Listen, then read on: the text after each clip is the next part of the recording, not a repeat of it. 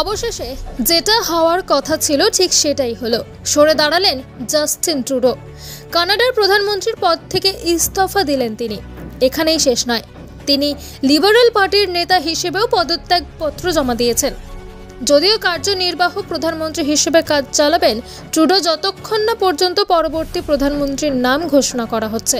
তবে সব মিলিয়ে এই মুহূর্তে মহা সংকটে দল। এবছর রয়েছে কানাডায় সাধারণ নির্বাচন। তবে তার আগেই ট্রুডো বুঝতে পেরেছিলেন যে তার অবস্থা ভালো নয় এবং দেশবাসীরাও চাইছেন না লিবারেল পার্টি ক্ষমতায় থাকুক। সম্প্রতি একটি সমীক্ষায় দেখা যায় যে বড়সড় সম্ভাবনা রয়েছে দলের পরাজয়ের। তার উপর তার দলের লোকেরাও তাকে নিয়ে অসন্তুষ্ট এবং এই পরিস্থিতির জন্য তাকেই দায়ী করছেন। এই যাবতীয় কারণগুলি তাকে বাধ্য করে প্রধানমন্ত্রীর পদ থেকে ইস্তফা দেওয়ার জন্য।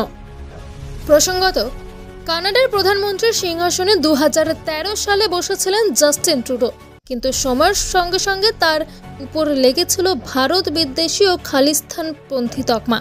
এখানেই শেষ নয়, তাকে শাসনকালেই খালিস্তানি সন্ত্রাসবাদী সংগঠনগুলি বেশ বড় আকারেই গড়ে উঠেছিল, যারা মাঝে মধ্যেই দেশের বিভিন্ন মন্দির ও ভারতীয় কনসুলেট নিশানা করত।